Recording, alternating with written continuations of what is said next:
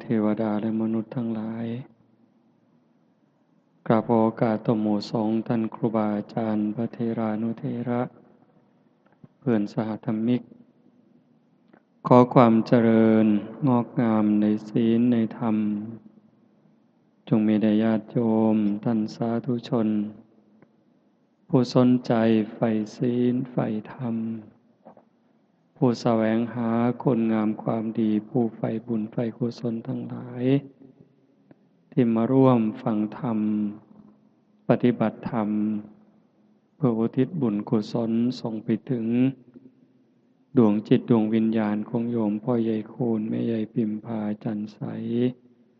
ในวันนี้โดยทั่วกันทุกท่านทุกคนในโอกาสนี้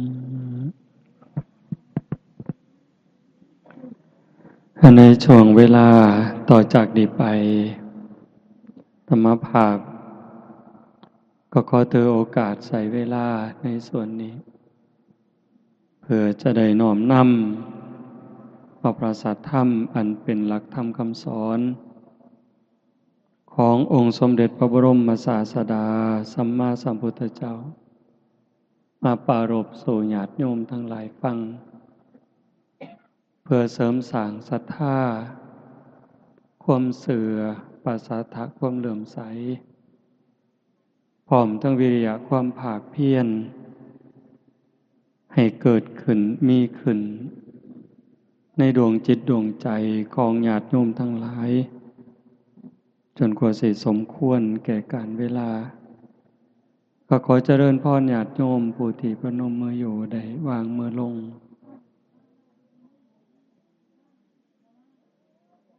วางมือไว้ทั้งตักนั่งในท่าที่เฮาสำบายสำบายนั่งขัดสมาธิก็ได้นั่งพับเพียบก็ได้คันบ่จำเป็นเฮาก็เศร้าเว้าเนาะแต่ว่าเฮาฟังธรรมบางหันก็ได้ความรู้ได้ความเข้าใจไปหลายแล้วล่ะแต่มาเลยคิดว่าบ่เทศน์เนาะพาไม่ออกนั่งสมาธิจักหน่อยก็คือสิดี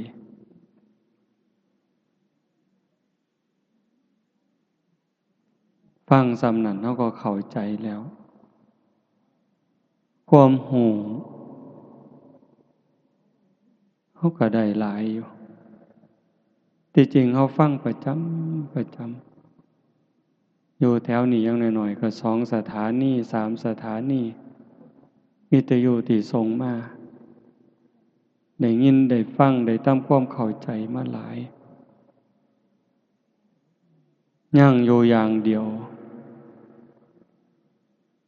คือการยกระดับดวงจิตดวงใจเจ้าของให้มันอยู่กับศีลกับธรรมแต่มาก็บ่เข้าใจทั้งหมดดอกว่าญาติโยมเป็นจังไดการเป็นการอยู่การดำรงจิตดำรงใจมันเป็นจังไดแน่เพราะว่าแต่ละหม่องแต่ละบอนแต่ละชุมชนมันบ่คือกันเท่าที่อาตมาเห็นอาตมาวิเคราะห์โดยความรู้สึกว่ามันบ่เฮ็ดอีหลีปานใดบ่เว้าถึงผู้อื่นนำเด้เว้าถึงเจ้าของนี่เป็นหลักบ่ค่อยได้เฮ็ดคำว่าได้เฮ็ดนี่คือบ่ได้ฝึกใจอีหลีบ่ได้ฝึกปล่อยฝึกวาง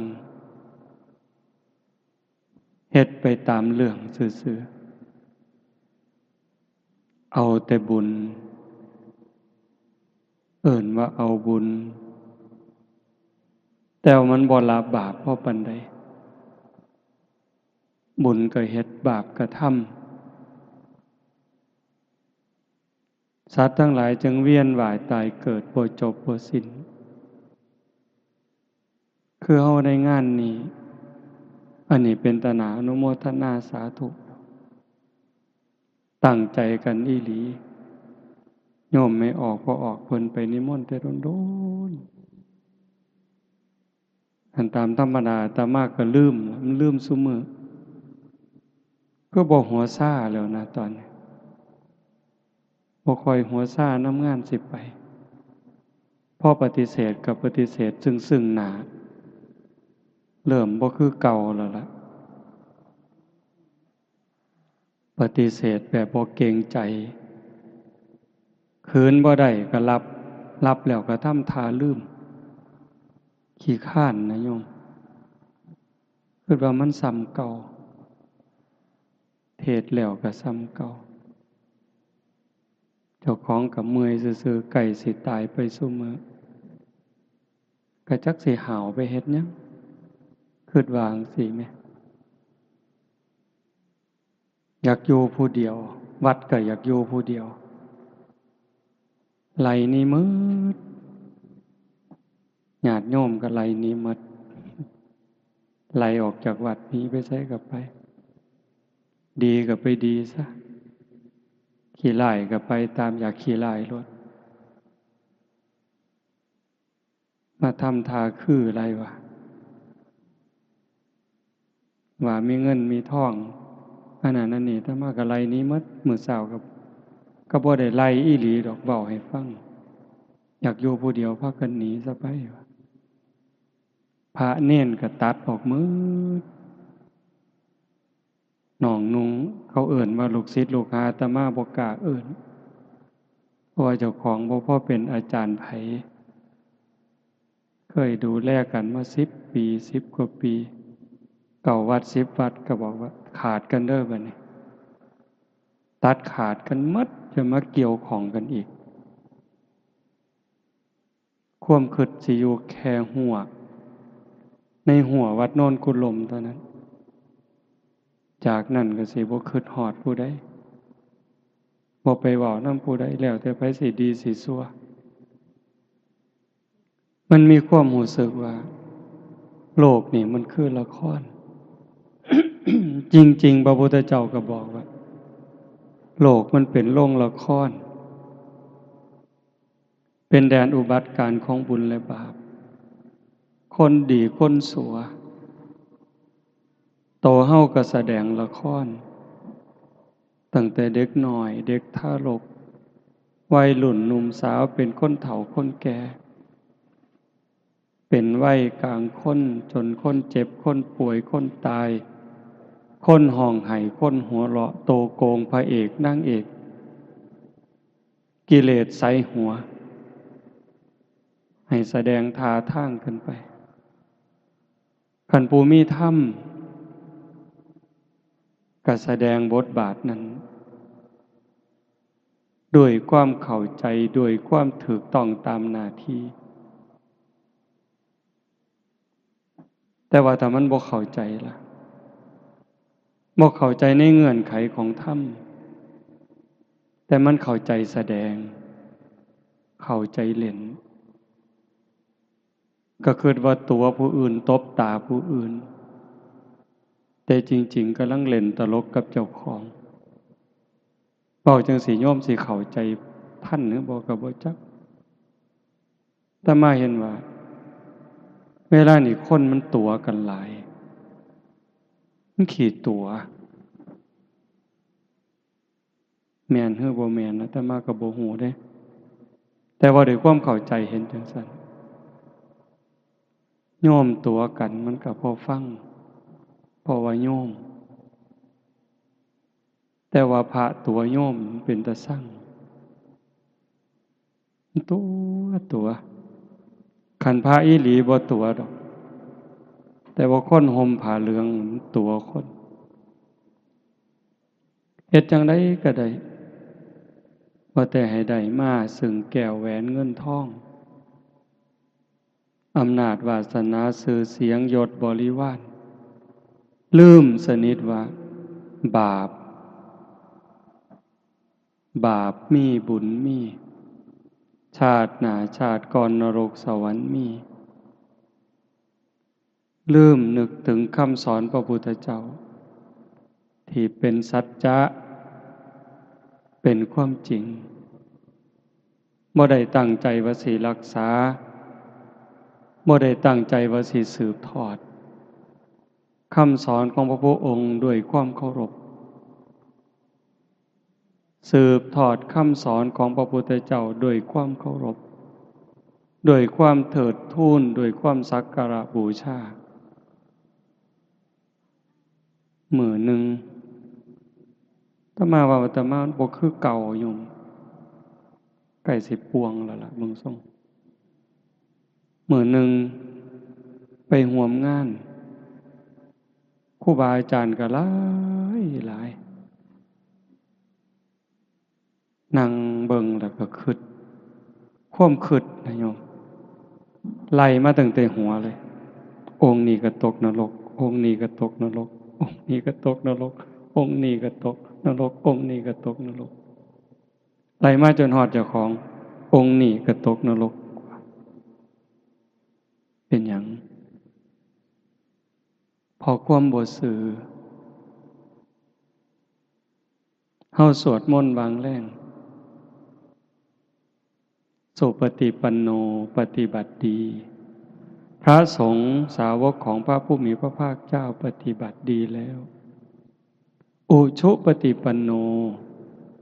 พระสงฆ์สาวกของพระผู้มีพระภาคเจ้าปฏิบัติตรงแล้วญายะปฏิปันโนสงฆ์สาวกของพระผู้มีพระภาคเจ้าปฏิบัติเพื่อรู้ธรรมเป็นเครื่องออกจากทุกข์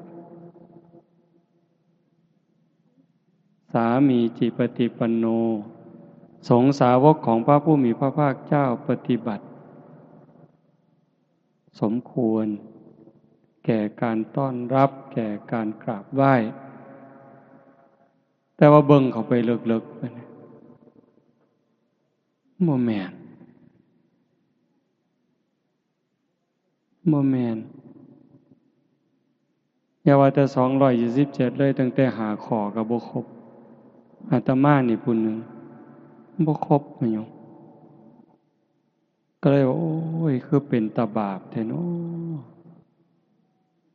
บอกจังซี่ญาติโยมก็อย่าตกใจเด้อย่าห่อเหี่ยวโยมมันได้บุญหลายกว่าพระอยู่แล้ว บอกแนวนี้ครูบาก็อย่าเครียดคิดบอกเลยคิดโยมหากินเองเนี่ยเขาเจ้าของน้ำเจ้าของพักเจ้าของบักไม้เจ้าของ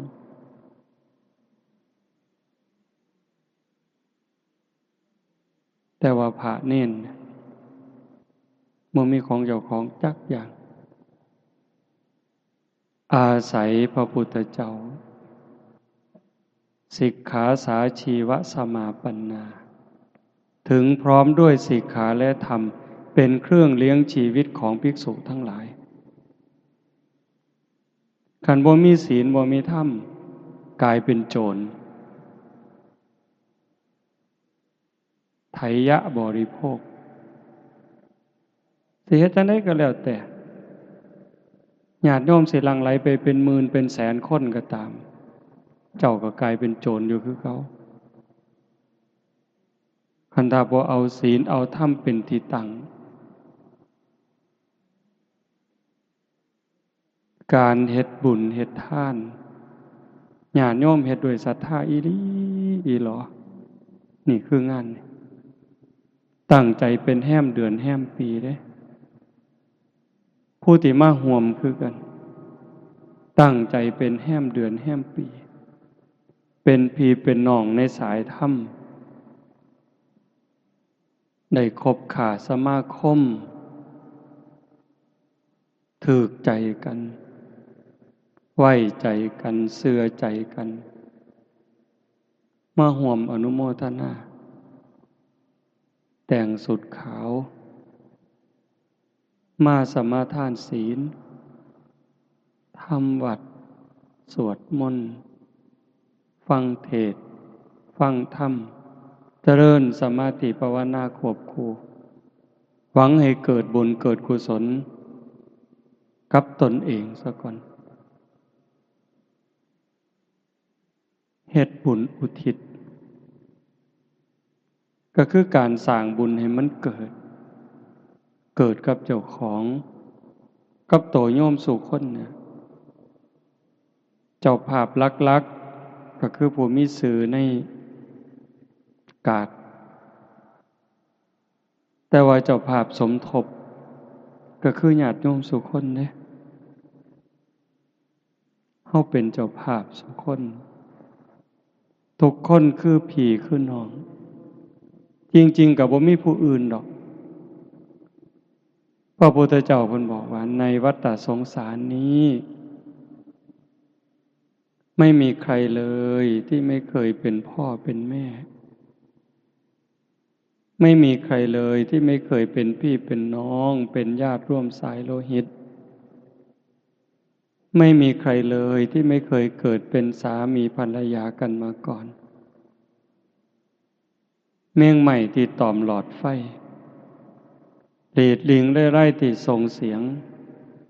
เขาได้ยินคิดแก๊ดอยู่เนี่ย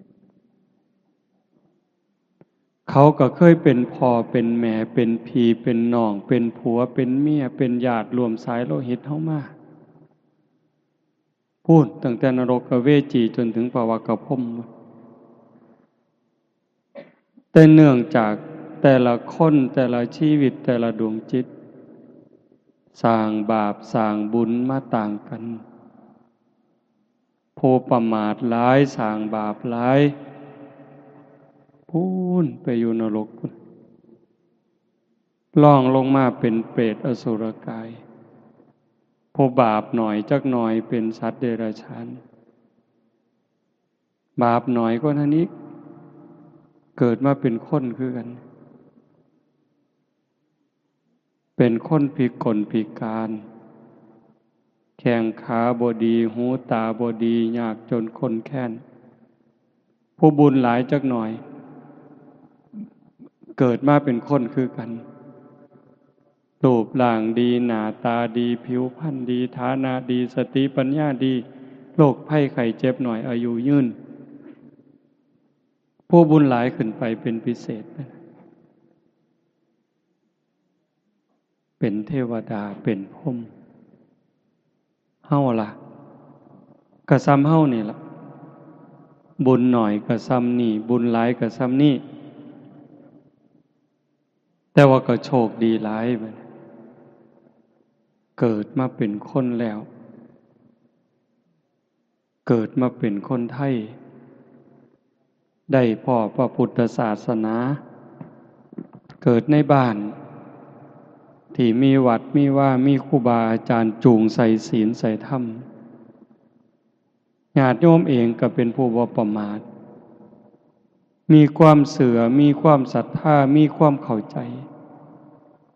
ในหลักธรรมคำสอนขององค์สมเด็จพระบรมศาสดาเวลาคิดฮอดพ่อคิดฮอดแม่ผู้มีพระคุณที่เลี้ยงมาพาใหญ่หมดทุกสิ่งทุกอย่างมีความหักมีความห่วงใยวางอนาคตให้เฮาคือเฮาฟังเทศน์ไปบางหันผู้บาอาจารย์เพิ่นเว้าให้ฟังหมดล่ะ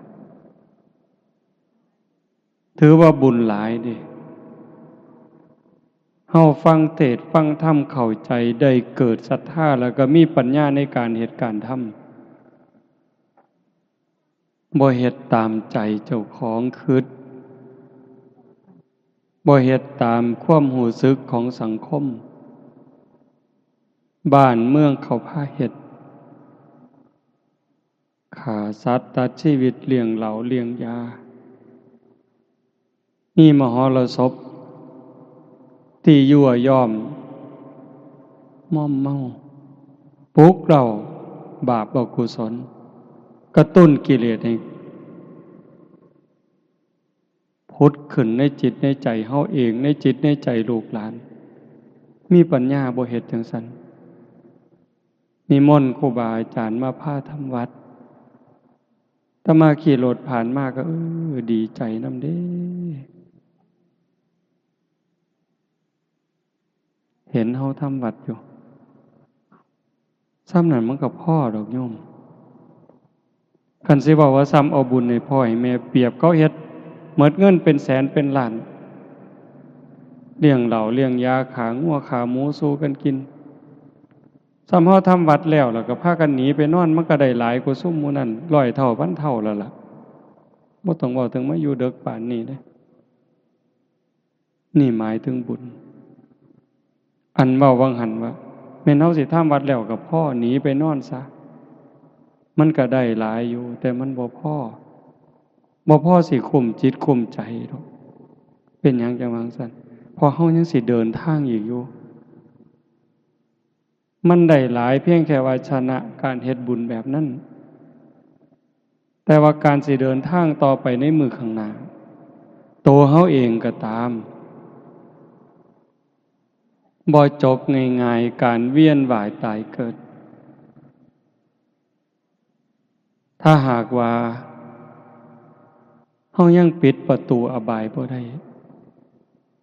ปิดนรกบ่ได้ปิดเปรตบ่ได้อสุรกายสัตว์เดรัจฉานบ่ได้บ่ปลอดภัยอะโยมตะย้านคันเฮาเบิ่งถึงรายละเอียดในคำสอนพระพุทธเจ้าเนี่ยมันเป็นตะย้านถ้ามาเทศน์ดูๆเฮาก็จะได้ยินในวิทยุดงย่างก็จะเปิดอยู่บ่ได้เว้าเอาเองเด้นึกถึงคำตรัสพระพุทธเจ้าที่เฮาได้ยินดูๆดอกเต่าตาบอดนี่เฮาก็ฟังจนเข้าใจคนเฮาเวลาตายจากโลกนี้โอกาสสิกลับมาเกิดเป็นคนมันมีหน่อยซ้ำกับขนงัวหรือซ้ำกับเขางัวสิได้เกิดเป็นคนเนี่ยมีหน่อยซ้ำเขางัวตัวหนึ่งมีเขา2เขาแต่สิไปตกนรกเปรตอสุรกายสัตว์เดรัจฉานหลายซับกับขนงัวอันนี้ก็อีกอันนึงแต่หม่องเป็นตะงึดคนนั้นพระพุทธเจ้าเอานิ้วมือนิ้วเดียวนี่ตัดเล็บสั่นๆเสมอเนื้อจิกดินก็ติดขึ้นมาในเล็บมันสิจัก10,000 เม็ดขันอย่างหลายถามว่าระวังดินในเล็บนี่ถามพระดูก่อนภิกษุทั้งหลายระหว่างเม็ดดินที่ติดในเล็บเราตถาคตกับเม็ดดินในภูเขาหิมาลัยอันไหนมากกว่ากันมันก็เห็นชัดพระภิกษุมันก็ตอบง่ายๆข้าแต่พระองค์ผู้เจริญเม็ดดินในเล็บของพระองค์นั้นมีน้อยนิดเดียวไม่สามารถจะเปรียบเทียบได้กับเม็ดดินในภูเขาหิมาลัยเพราะแต่ว่าจังสัตว์พระพุทธเจ้าเพิ่นบอกว่าดูก่อนภิกษุทั้งหลายฉันใดก็ฉันนั้นสัตว์ทั้งหลายเมื่อกายแตกตายจากความเป็นมนุษย์ในชาตินี้แล้วโอกาสจะได้กลับมาเกิดเป็นมนุษย์อีกในชาติต่อไปนี้มีน้อยนิดเดียวเหมือนกับดินที่ติดในเล็บเราตถาคตแต่ส่วนใหญ่จะไปแออัดยัดเยียดกันอยู่ในนรกบ้างเปรตบ้างอสุรกายบ้างสัตว์เดรัจฉานบ้างมากมายเหมือนเม็ดดินในภูเขาหิมาลัยโยมว่ามันซ้ำใดภูเขาหิมาลัยเป็นภูเขาที่สูงที่สุดในโลกปัจฉายังกับดินที่ติดเล็บอาตมาก็ว่ามันบ่บาปดอกคันบ่เชื่อพระพุทธเจ้าฟังความเว้าเพิ่นแล้วก็มาน้อมเบิ่งใจเฮามันความคิดความอ่านความรู้สึกการกระทำทางกายวาจาใจที่ถึงพร้อมโดยเจตนาคนเขาได้ดีนี่เฮาอนุโมทนาหลายหรืออิจฉาหลายสรรเสริญคนย่องคนโดยความจริงใจกับเว้าโดยความแข่งดีแข่งเด่นอันใดหลายกว่ากันเห็นบ่ใจเฮาเด้คำเว้าคำจาเป็นไปเพื่อความหักความสมัครสมานสามัคคีสรรเสริญยกย่องโดยความจริงใจกับการติฉินนินทาวาลายป้ายสีเว้าปืนท่านขวัญยุยงให้แตกเหล่าสามัคคี อันใดหลายกว่ากันการกระทำทางกายซอยเหลือเกื้อกูลกับการเบียดเบียนข่มเหงเข็นขาอันใดหลายกว่ากันอันนี้เราบ่ฮู้ดอกคนอื่นที่เขาเจ้าบ่สนใจกับศีลกับธรรมพวกที่บ่เชื่อเลยบ่สนใจกับบาปกับบุญกับศาสนาเลยบ่ต้องไปเว้าถึงเว้าถึงเฮาซุ่มมักศีลมักธรรมไปวัดไปว่านุ่งขาวห่มขาวเนี่ยโกนหัวบวชชีบวชพระบวชเน้นเบิ่งเอาซ้ำนี้อาตมาได้ยินซุมื้อจนสลดสังเวชบักใหญ่ไปปลายปีบางหันจนอาตมาตัดสินใจเลิกงานปริวาสนี่เศร้าจัดงานปฏิบัติธรรมเศร้าบ่เป็นประโยชน์จังดอกได้แต่เงินนั่นล่ะหาได้คิดว่าจังซั่นได้แต่เงินกับคำหย่องซุ่มบ่ฮู้เขาก็ว่าดีซื่อๆแต่โตเจ้าของฮู้ยักหยังคิดปานนั้นนะโยมเห็นการเป็นอยู่ของโลกของสังคมเห็นความเป็นไปในวิถีชีวิตเป็นหยังก็เป็นจังซั่นมันเข้าไปกวนพระกวนเน้นเนี่ยมันไปทั้งโทรศัพท์เนี่ยทางเฟซทางไลน์เล่นโดยเพ้อโดยประมาทพระบางองค์ก็เจ้าก็ซื่อเป็นคนซื่อกล้าเว้ากล้ายอมรับมาเว้าให้ฟังมันเป็นหยังแน่ในเฟซในไลน์ที่พากันไปเล่นสื่อสารโยมบางคนก็ไปแอบเบิ่งไปจอบเบิ่งเขาว่ามันมีวิธีจอบอยู่พระองค์นั่นครูบาอาจารย์องค์นี้เป็นจังไดโพสต์ขอความจังไดแต่ละมื้อแต่ละเว้นโอ้ยเลยเกิด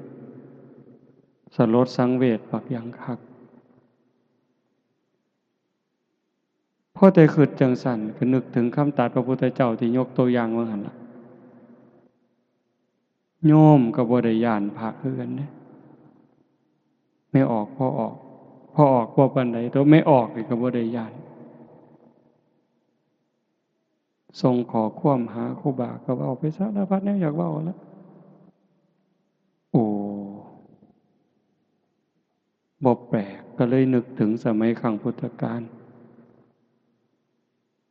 พระเป็นลูกเป็นภิกษุแม่เป็นภิกษุณีบ่แปลกกิเลสมันรุนแรงความใกล้ชิดความคุ้นเคยเฮ็ดให้เสียบักหลาย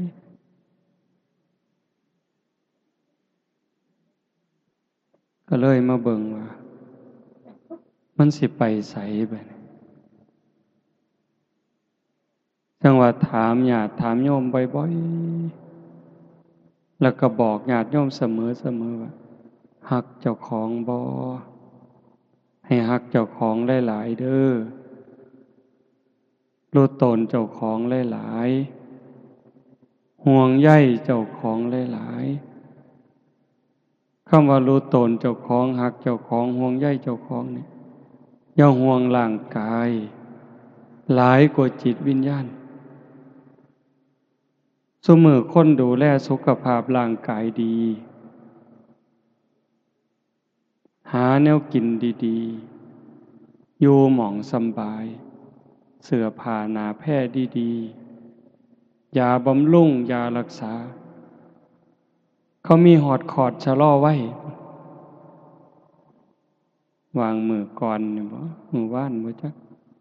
จือบ่ได้ความจำอาตมาเสียไปอีกแล้ว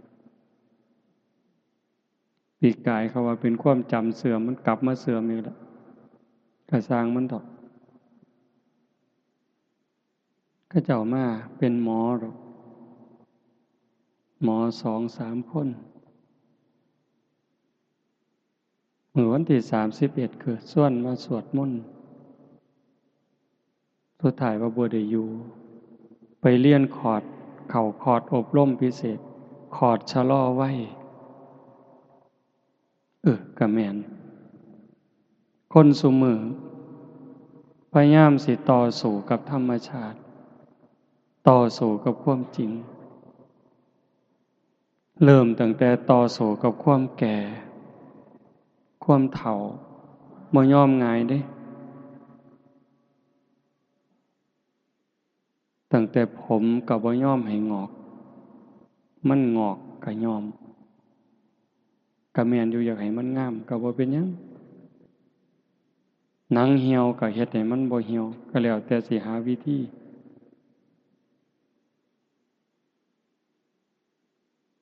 เขาว่าฉีดหน้าฉีดข้างฉีดดังหมดซุแนวอันนี้ก็ต่อสู้กับความเฒ่าเด้ต่อสู้กับความเจ็บกับความตายจักเลือดจักน้ำเกลือใส่ออกซิเจนผู้บางคนตามธรรมชาติก็ตายแต่เฮิงแต่ว่าเอาเครื่องซอยไว้คอมพิวเตอร์ซอยไว้แต่บัดสุดท้ายก็สู่บ่ได้คือเก่าพระพุทธเจ้าสอนให้พิจารณามีความเกิดเป็นทุกข์เกิดแล้วก็มีความแก่เป็นธรรมดาแต่ความแก่นั่นก็เป็นทุกข์มีความเจ็บไข้เป็นธรรมดาความเจ็บไข้นั่นก็เป็นทุกข์มีความพลัดพรากเป็นธรรมดาจากสิ่งหักสิ่งแพงแต่ความพลัดพรากนั่นก็เป็นธรรมดาทุกคนต้องพลัดพรากมีความตายเป็นธรรมดาทุกคนก็หนีบ่พ้นพระพุทธองค์จึงให้สอนให้เฮาเข้าไปหาความจริงเรียนรู้ความจริงแล้วก็เตรียมตัวรับอย่างมีสติอย่างมีปัญญาคือโยมผู้เป็นเจ้าภาพมื้อนี้แหละตั้งใจเฮ็ดกองบุญกองอัฐะเพื่ออุทิศถึงพ่อแม่ผู้บังเกิดเก่าผู้มีพระคุณไล่บ่หมดดอกบุญคุณเพิ่นนั้นตั้งแต่เรื่องเล็กๆน้อยๆแค่ความหักความห่วงใยเฮาก็ใช้บ่หมดดอกโยมบ่เว้าถึงว่าเพิ่นเลี้ยงจนใหญ่กล้าหน้าบานมอบทรัพย์สมบัติให้เด้เพียงแต่ความห่วงใยห่วงอนาคตลูกสิเป็นจังใดสิมีอยู่มีกินน้ำเขาบ่สิมีหน้าตาในสังคมบ่สิซอยเหลือเจ้าของได้บ่เกิดจากความห่วงใยเพิ่นจึงขนขวายทุกสิ่งทุกอย่างลูกก็จังมีมื้อนี้พ่อแม่เพิ่นคือกันพ่อแม่เฮาก็คือกันสิยากดีมีจนหาเช้ากินค่ำแม้กระทั่งขอทานเลี้ยงชีวิตพ่อแม่ก็มีความหักความห่วงใยต่ออนาคตของลูกเห็นบ่จังซั่นเฮาได้ตั้งใจเฮ็ดกองบุญกองกุศลเพื่ออุทิศถึงเพิ่นนี่มันถูกแล้วที่เฮาบ่เฮ็ดตามเขาว่าบ่เฮ็ดตามกระแสของสังคมเฮาพยายามสิเฮ็ดตามคำสอนพระพุทธเจ้ามันเพียงพอสำหรับการให้ทานสิเกิดบุญเกิดกุศลนี่โยมสิฟังอาตมาเว้า2อย่างมันพออีกอันหนึ่งก็ว่ามันบ่พอ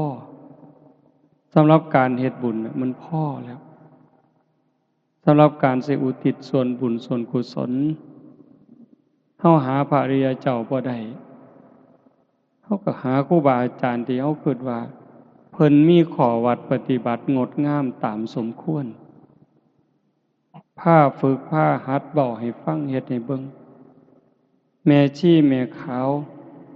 มีความสำรวมกายวาจาใจเฮาหาได้ดีที่สุดในเวลานี้นอกจากการให้ทานเฮาก็มีการสมาทานศีลรักษาศีล ปฏิบัติตามสิกขาบทที่พระพุทธเจ้าเพิ่นตรัสเพิ่นสอนมีการสำรวมระวังกายวาจาใจให้เป็นปกติให้เรียบร้อยให้งดงามอันนี้กลายเป็นเนื้อหน้าบุญเนี่ยนอกจากนั้นตัวเฮาเองก็ได้มีการฟังมีได้การเจริญภาวนาสำรวมจิตสำรวมใจตรงนี้มันส่งผลหลายแต่ที่ว่ามันบ่พอนั่นก็หมายความว่าคันเฮายังปิดประตูอบายบ่ได้เฮาก็ว่างใจบ่ได้อุ่นใจบ่ได้ว่าเฮาสิปลอดภัยในวัฏสงสารเนื่องจากจิตเฮามันกลับกรอกอีหลีรักษายากที่สุดอย่าให้ใจเจ้าของเนี่ยอาตมาก็คือกันความคิดความอ่านแต่ละเวลาหน้าที่เนี่ยบ่อยู่กับหล่องกับลอยแม้กระทั่งว่าเป็นพระเขาสมมุติให้เป็นพระสมมุติให้เป็นครูบาอาจารย์แต่บางเทื่อความคิดความรู้สึกมันเป็นตายอยากอายอยากอายคิดบ่คือครูบาเห็นบ่คันสิว่าแต่ครูบาเพิ่นโยมก็ถามโยมมึงว่าโยมคิดคือโยมบ่แต่ว่าด้วยความเข้าใจลึกๆความรู้สึกของอาตมาว่าโยมส่วนใหญ่นี่ย้านบาปหลายกว่าครูบาอยู่เด้ลังเถื่อเด้อโยมลังเถื่อสำรวมระวังย้านบาปย้านกรรมกว่าครูบาอยู่เด้ครูบามันลึงคันถ้าครูบาย้านบาปบ่กล้าซื้อเลขดอกโยมบ่กล้าคันครูบาย้านบาปบ่กล้าบอกเลขแท้ๆอันนี้โยมกับจะเสือเนี่ยได้คิดเบิ่งเนี่ยสิรวยไปหยังเขาก็บ่ได้ซื้อน้ำก็บ่ได้ซื้อไฟก็บ่ได้เสียกุฏิก็บ่ได้เซาแต่ว่ายังซื้อเลขนำเขาไปเล่นมวยตู้เล่นบั้งไฟไปไกลเลยถ้าย้านบาปบ่กล้าเห็นบ่อันนี้บ่ได้มีเจตนาว่าให้กันเด้เพียงแต่ว่าถึงว่าในใจเนี่ยมันยังเอาบ่ออกคันเห็นไม่ออกผู้สีไข้ๆครูบาก็ลักคิดแนวบ่คือเด้แต่ว่าไม่ออกบางคนบ่กล้าได้เว้าน้ำพระก้มหน้าเลยเด้หลายหม่องหลายบอนที่เขาเจ้าฝึกดีๆเวลาบ่น้ำครูบานี่หลบตาก้มลงปั๊บย่างสวนทางกับครูบานั่งพับเพียบก้มหน้าลงปั๊บบ่กล้าเงยหน้าเบิ่งพระเห็นบ่นั่นคือแนวมันเป็นตาย้านก็ย้านไว้ระวังไว้คนโบราณเพิ่นสอนดีแต่ว่าซุมื้อมันเริ่มผสมประสานผู้ย้านก็ย้านผู้บ่ย้านก็บ่ย้านเลยเล่นเว้าหยอกเว้าหัวสนิทชิดเชื่อต่อปากต่อคำตาน้อยตาใหญ่ถ้ามาเคยว่าสิจกตามันได้ยังไงบอกเลยมาเล่นตาสมตาว่านี่จกตาเดี๋ยวนี้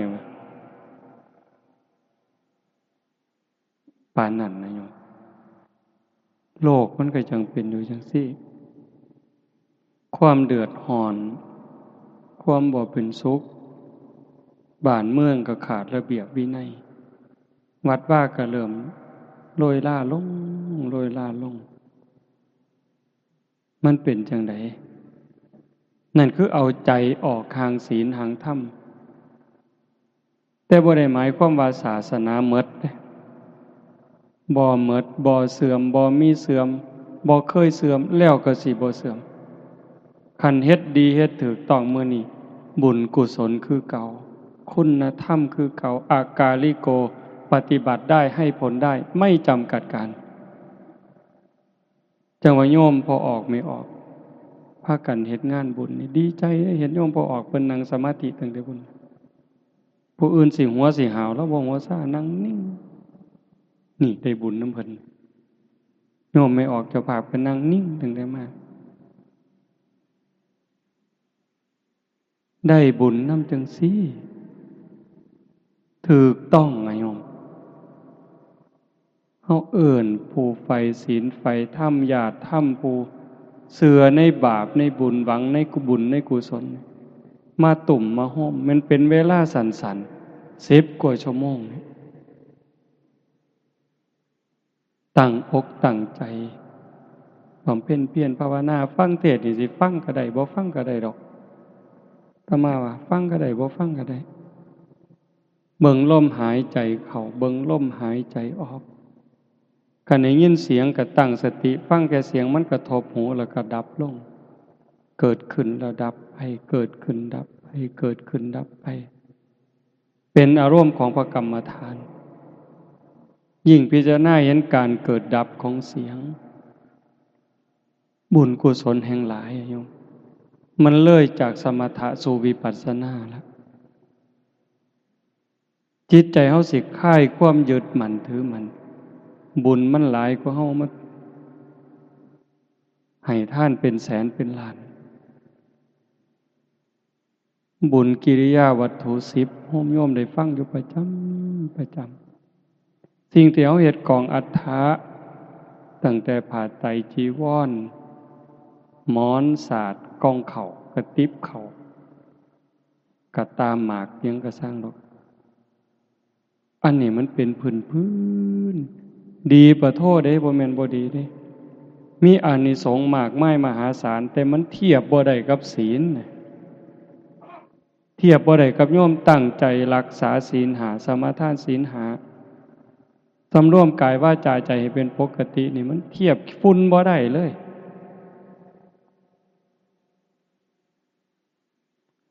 ท่านนี่มีองค์ประกอบบักหลายหนึ่งของให้ท่านนั้นบริสุทธิ์บ่ขันของให้ท่านบริสุทธิ์ผู้ให้บริสุทธิ์บ่ผู้ให้บริสุทธิ์แล้วผู้รับบริสุทธิ์บ่เอาผู้รับบริสุทธิ์ผู้ให้บริสุทธิ์วัตถุท่านบริสุทธิ์เจตนาล่ะก่อนให้คณะให้หลังให้นั่นหลายเรื่องอยู่ดิคุณธรรมของผู้ให้ของผู้รับละเอียดลงไปอีกบักหลายเหตุปัจจัยแต่ว่าขันเอาสำรวมกายวาจาใจให้เป็นปกติปั๊บอายสัวโกบาปเป็น100 เท่าพันเท่าหลายกว่ากันยิ่งมาเจริญสมาธิคมใจสำรวมใจจากจิตที่มันเคยฝุ่งซ่านไปอยู่กับอดีตไปอยู่กับอนาคตไปหักไปสร้างไปอยู่กับผู้นั้นผู้นี้ให้มันมาอยู่กับเนื้อกับตัวให้มันนิ่งให้มันสงบหายใจเข้าก็เห็นลมหายใจเข้าหายใจออกก็เห็นลมหายใจออกหยาบก็หูละเอียดก็หูสั่นก็หูยาวก็หูเห็นแค่ลมเข้าลมออกหูสิใส่พุทโธยังก็แล้วแต่เห็นรูปเจ้าของนางชัดเจนก็แล้วแต่จิตบ่วอกแวกบ่ไปหน้ามาหลังแต่มันนิ่งสงบอยู่อันนี้ก็หลายกว่าศีลอีกเป็น100 เท่าพันเท่าไป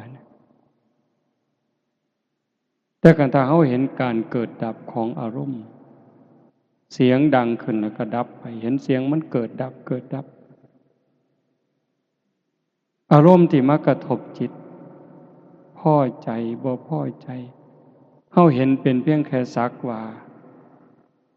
บ่ไปยินดียินร้ายเขาอาการที่มันเกิดเบิ่งสังเกตมันเกิดเดี๋ยวมันก็จางไปดับไปเกิดขึ้นก็จางไปดับไปเปลี่ยนแปลงอยู่ตลอดเวลาใจเขาจะเบาลงคลายความยึดมั่นถือมั่นนี่เดินตามห้อยพระพุทธเจ้าได้โตสงบบางหันยังน้ำห้อยฤาษีอยู่ได้แต่เห็นการเปลี่ยนแปลงเห็นสภาพที่มันทนบ่ได้ตั้งอยู่บ่ได้มีอนิจจังทุกขังอนัตตาบ่แม่นตัวตนของผู้ใด ทุกสิ่งทุกอย่างอาศัยเหตุอาศัยปัจจัยเกิดขึ้นหมดเหตุหมดปัจจัยก็แตกสลายไปโตเฮาคือกันโตเขาคือกันสรรพสิ่งทั้งหลายในโลกเนี่ยบ่ว่าสิเป็นดินดอนตอนหญ้าภูเขาแม่น้ำคือกันหมดอาศัยกันแล้วเกิดขึ้นเพราะสิ่งนี้มีสิ่งนี้จึงมีเพราะสิ่งนี้ดับสิ่งนี้จึงดับคันเฮาเข้าใจจังซั่นเห็นความเปลี่ยนแปลงอยู่ในร่างกายเฮาตลอดตั้งแต่เป็นเด็กน้อยมาเป็นหนุ่มเป็นสาวผมก็เปลี่ยนแปลงร่างกายผิวหนังก็เปลี่ยนแปลงหูตาก็เปลี่ยนแปลงเห็นความที่ทนอยู่บ่ได้ในสังขารร่างกายพิจารณาถึงความแตกดับร่างกายก็คือกันสังขารที่เป็นส่วนร่างกายสังขารที่เป็นส่วนจิตใจคือกันหมดสัพเพสังขาราอนิจจาสวดมนต์ทำวัดเห็นบ่สังขารคือร่างกายจิตใจและรูปธรรมนามธรรมทั้งหมดทั้งสิ้นมันไม่เที่ยงเกิดขึ้นแล้วดับไปมีแล้วหายไปเฮาบ่ว่าแต่ปากเฮาพิจารณาเบิ่งมันก็ชัดเจนอยู่มื้อนี้มันก็เป็นคือกันสัพเพสังขาราทุกขาสังขารคือร่างกายจิตใจและรูปธรรมนามธรรมทั้งหมดทั้งสิ้นมันเป็นทุกข์ทนยากเพราะเกิดขึ้นแล้วแก่เจ็บตายไปบ่แต่ปากเฮาพิจารณาตามอีกสัพเพธัมมาอนัตตาธรรมทั้งหลายทั้งปวงทั้งที่เป็นสังขารและมิใช่สังขารไม่ใช่ตัวไม่ใช่ตนไม่ควรถือว่าเราว่าของเราว่าตัวว่าตนของเราพิจารณาจังสิมันสิถอนนะโยมคันว่าแต่ปากว่าจนตายก็บ่เกิดประโยชน์แต่คันพิจารณาให้มันซึ้งมันก็สว่างเด้แต่มันก็อาศัยกันน่ะตัวความสงบอย่างน้ำห้อยฤาษีที่ว่าว่างั้นมันก็จะเป็นแห้งทรงให้เฮาเห็นห้อยพระพุทธเจ้าได้คิดอยู่จังหนึ่งอยู่ว่าอยากส่วนพี่ส่วนน้องส่วนญาติส่วนโยมว่าปีพศ2559เนี่ยเป็นปีฝึกตาย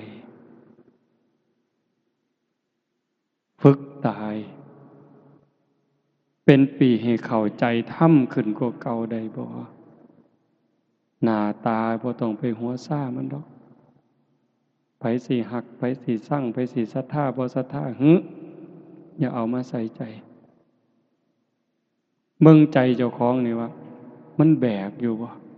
มันทุกข์บ่แบกเอาฮักคนมาไว้นำมันบ่แบกเอาซังคนมาไว้บ่แบกเอาคำหย่องคำย่อมางี้ดีใจภูมิใจอยู่บ่แบกเอาความน้อยใจที่เขาเว้าพื้นเขานินทามาเป็นทุกข์จนนอนบ่หลับอยู่บ่ล้างความรู้สึกจังสี่ออกไปตายก่อนตายเป็นปริญญา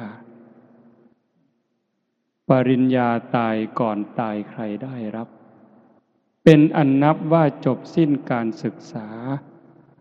เป็นโลกุตระหลุดพ้นในโลกาหยุดเวียนว่ายสิ้นสังสารวัฏบน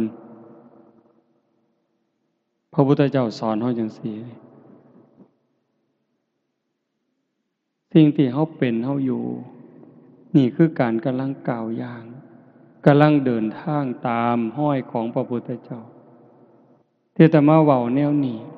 เพื่ออยากให้ญาติโยมได้เห็นได้มีกำลังใจถึงแม้เฮาสิเกิดถ่ายพุทธันดรก่อนพุทธกาลเฮาได้มีโอกาสสร้างน้ำทำบุญได้มีโอกาสได้ฟังเทศน์ฟังธรรมได้เข้าวัดเข้าว่ากล้าหาญจนกระทั่งนุ่งขาวห่มขาวมาแจกข้าวหาพ่อแม่เนี่ยฟังเทศน์ฟังธรรมเฮ็ดต่างบ้านต่างเมืองเพิ่นในยุคปัจจุบันนี่กล้าหาญมาปานนี้บ่ถอยหลังเด้บ่ถอยหลังบ่เสียดายบาปบ่เสียดายดอ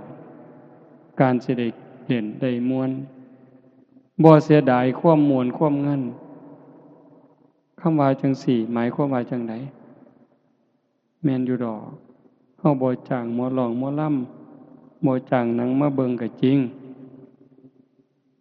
แต่ว่าความสนุกสนานเว้ากันเพื่อได้หัวนี่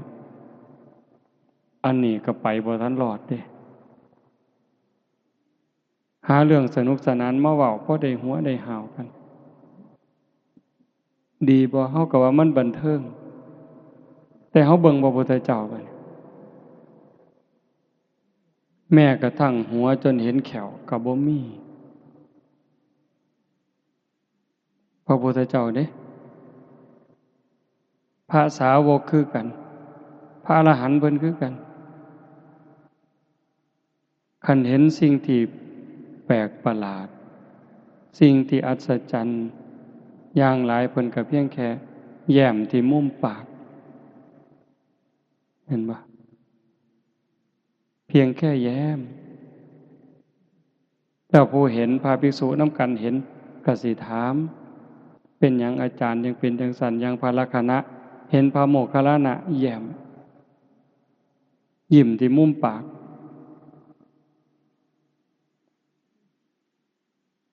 ถามจังซั่นพระโมคคัลลานะเพิ่นว่าบ่ตอบดอกสิตอบต่อเบื้องพระพักตร์ของพระพุทธเจ้าพอแต่กลับจากบิณฑบาตพระลักขณะถามพระโมคคัลลานะเพิ่นว่าเพิ่นเห็นเปรตลักษณะจังซั่นจังซั่นพระพุทธเจ้าก็เลยบอกสาธุอันนั้นเป็นเรื่องจริง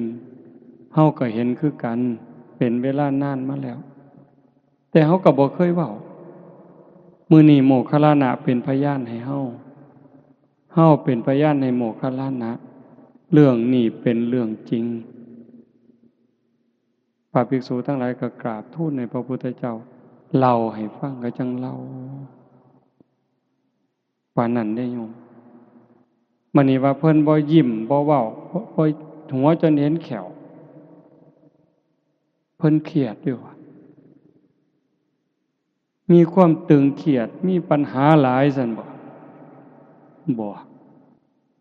นั่นคือเพิ่นเห็นตามความเป็นจริงคันมันหัวหาว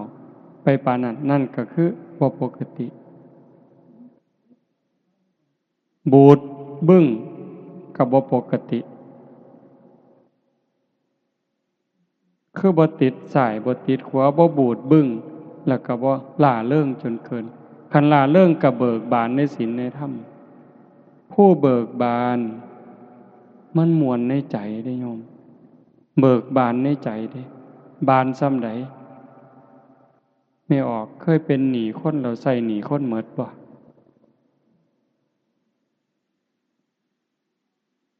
นั่นล่ะเวลาเราเป็นหนี้เขามันก็ทุกข์ก็อุกกะอังอยู่เด้พอแต่ใส่หนี้หมดปั๊บมันสวงนั่นคือเบิกบานเด้ทรงลูกทรงเต้าให้เรียนหนังสือหนังหาจนเขาเจ้าได้ทำการทำงานมั่นคงนั่นเฮาก็สวงเบิกบานเด้แต่คันเฮาเป็นเจ้าหนี้คนมายืมหนี้เฮาเป็นหมื่นเป็นแสนคิดหวังดอกเบี้ยก็คิดหวังอยู่แต่ว่าสำบายใจบ่บัดนี้มันยืมกู100,000เดือนหน้ามันสิต้องได้ดอก10,000บ่สำบายดอกโยมมันเป็นสีกังวลอยู่ได้ผัวได้เมียคือกันเฮาสิคิดว่าเป็นความสุขแต่มันก็บ่แม่นมันมีความหวงมีความหึงมีความกังวลอยู่หั่นแต่ว่าการที่เฮาได้ปลดภาระปลดเปลื้องภาระมันกลายเป็นความเบิกบานพุทธะคือผู้หูผู้ตื่นผู้เบิกบานเบิกบานในขณะที่มีคุณธรรมตนเองประพฤติปฏิบัติอบรมบ่มจิตบ่มใจจนกระทั่งเห็นว่าพ้นอบายแล้วบ่ตกนรกอีกบ่เป็นเปรตอีกอสุรกายอีกสัตว์เดรัจฉานอีกอย่างหน่อยๆก็เกิดเป็นคนบ่เกิน7 ชาติต้องได้บรรลุธรรมแน่นอนนั่นจิตใจหมดกังวลมันเบิกบานแล้ว หูตื่นเบิกบานสะอาดสว่างสงบตรงข้ามกับบุญไหวสว่างตรงข้ามกับมืดสะอาดตรงข้ามกับสกปรกเฮาปุถุชนนี่ความคิดมันยังสกปรกอยู่บางเทื่อปัญญาก็มืดก็บอดหาทางออกบ่ได้วุ่นวายอยู่ตั้งเทื่อนั่งสมาธิตัวตรงคือแต่ว่าภายในใจวุ่นวายเหตุจังใดบัดนี้ญาติโยมเฮาสิก้าวไปสู่จุดนั้นได้นับเบิ่งวันเวลาของชีวิตที่เหลือไว้มันน้อยอายุที่เพิ่มขึ้นนั่นคือวันเวลาของชีวิตที่เสียไปคันเว้าจังซี่ม่วนบ่บัดนี้ว่าโอ้ยได้อายุ40แล้วได้หลายปานใดปีนี้เพิ่นถามกันเด้ได้หลายปานใดล่ะยายปีนี้80โอ้เจ้ายืนเนาะเพิ่นสิยืนหยังใกล้สิตายแล้วนั่นได้80เพิ่นว่าที่จริงมันเสียไป80เด้อฮะ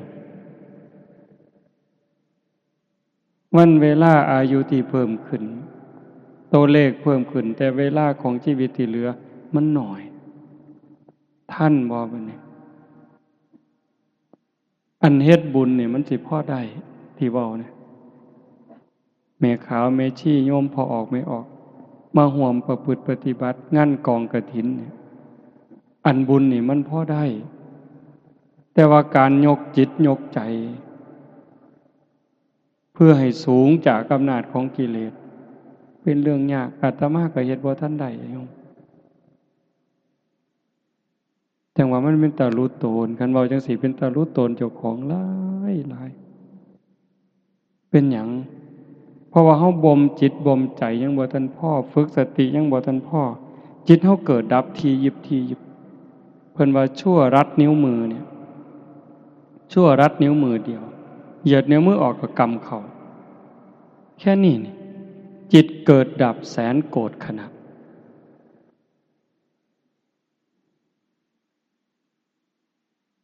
ร้อย10ร้อยเป็นพัน10,000เป็นหมื่น10,000,000เป็นแสน10,000,000เป็นล้าน10,000,000เป็นโกรธแค่เฮาเหยียดมือออกแล้วก็กำนิ้วมือเข้าปุ๊บจิตเฮาเกิดดีใจเสียใจหักสั่งอิจฉาริษยาแสนโกรธครั้งแสนโกรธขณะเร็วส่ำใดวิทยาศาสตร์เพิ่นบอกว่าแสงเร็วกว่าเสียงแต่ว่าโดยความเป็นจริงบัดนี้จิตใจเฮานี่เร็วกว่าแสงบ่ฮู้จักหมื่นเท่าแสนเท่าผู้ใดเคยไปเมืองนอกนำไปกรุงเทพนี่คิดฮอดกรุงเทพปั๊บฮอดละผู้ใดเคยไปประเทศลาวคิดเบิ่งเด้อล่ะฮอดผู้ใดไปประเทศอินเดียคิดฮอดปุ๊บฮอดละผู้ใดเคยไปอเมริกาอังกฤษลองคิดเบิ่งติล่ะฮอดละเห็นบ่ไวส่ำใดหายใจเข้าเทื่อสิสุดจิตเฮาเกิดไปเท่าใดเกิดหักเกิดสร้างกันสงบมันบ่ได้คมมันบ่ได้ปึ๊บบัดเจ็บไข้ได้ป่วยเป็นจังไดโยมก็วนก็วายส่ำใดคันบัดเฮาสิตายล่ะรักษาจิตบ่ได้มันปวดเกินมันเจ็บเกินมันทรมานเกินเฮาบ่ฮู้เฮาสิตายย้อนโรคหยังคันโรคเจ็บโรคปวดโรคทรมานข่มเวทนาบ่ได้จิตดิ้นรนแรงตายในขณะที่ทุกข์มันไปอบายแน่ๆคันว่าซั่นเลือกไหลตายดีบ่นอนหลับตายเลยบ่ต้องลุกก็บ่ฮู้อีกล่ะว่าไหลตายนี่ผู้ไหลตายเขาในลักษณะใดห้องโฮโพสังกาบ่นิมิตก่อนตายเป็นจังได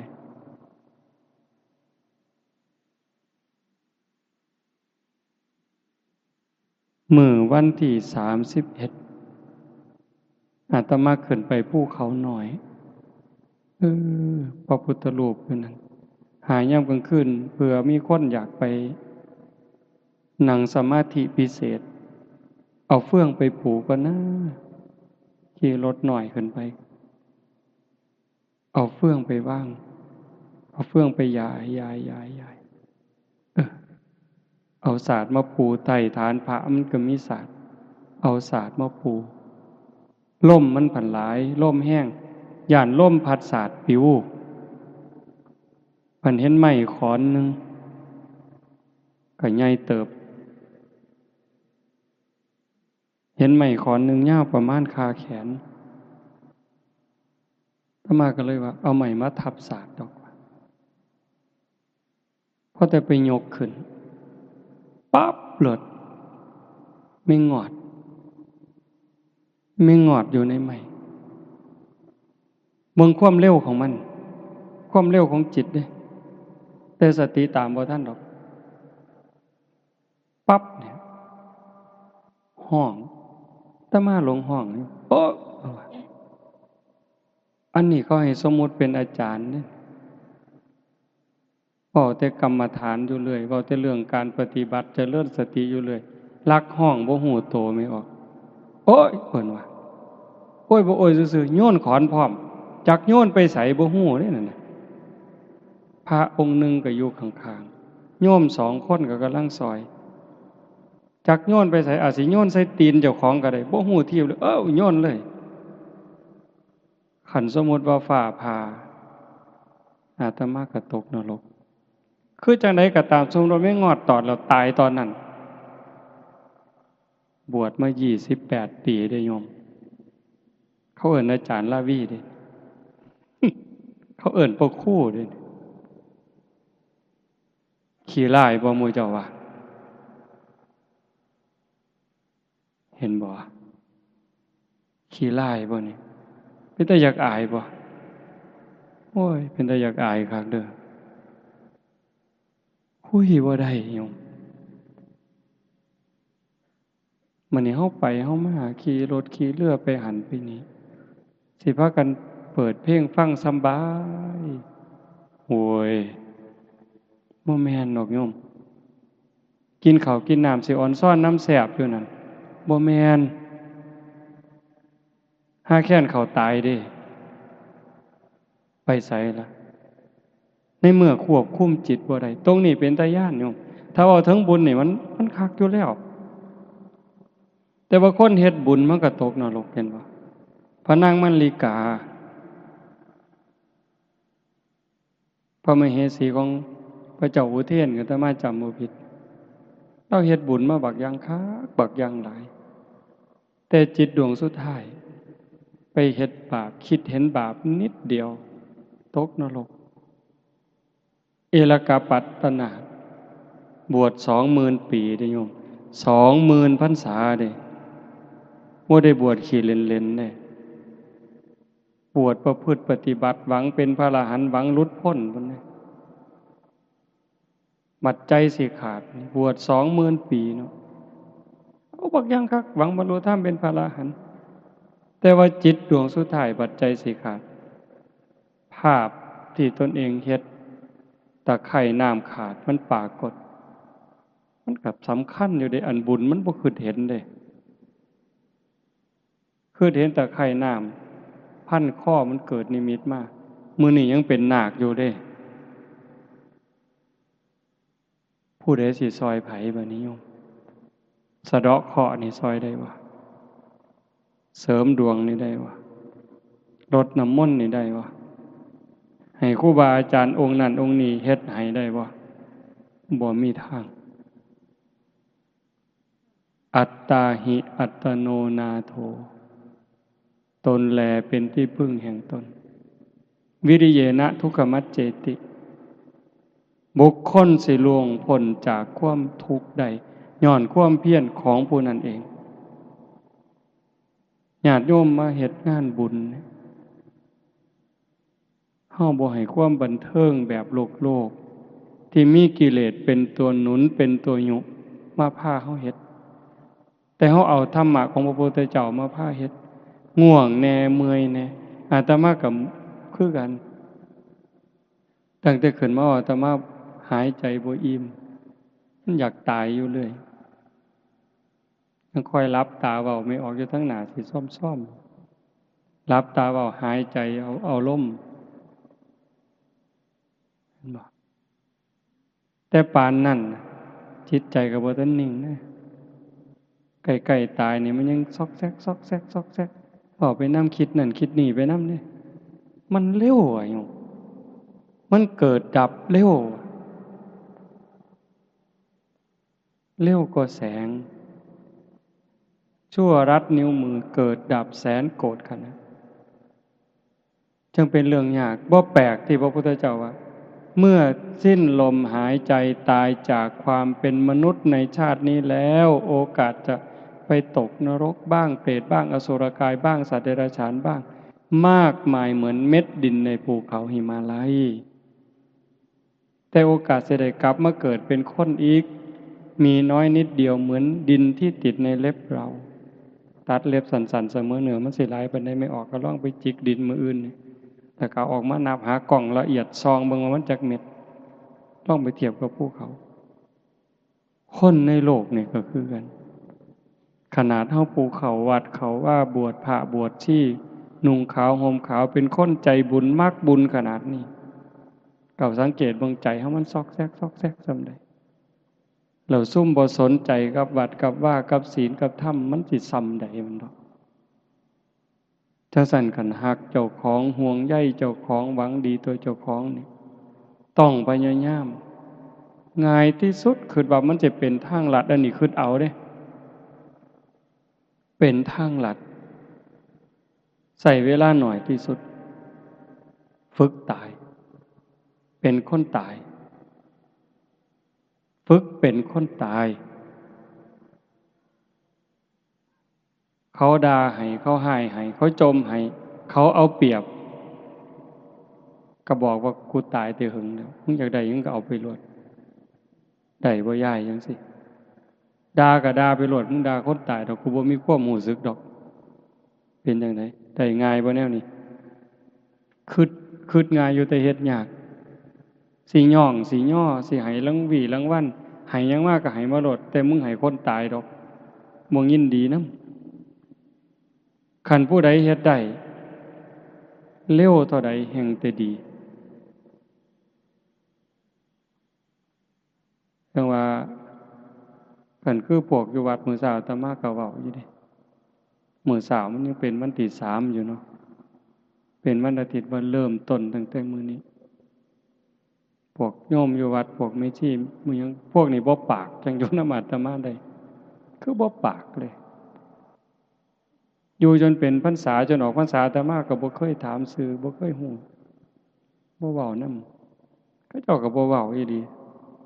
ก้มหน้าก้มตาเฮ็ดเวียกอย่างเดียวปัดกวาดเช็ดถูนั่งเวลาย่างสวนมาอีกก็นั่งก้มหน้าซอกงอกเด้อแต่ลุโตนตั้งเตือ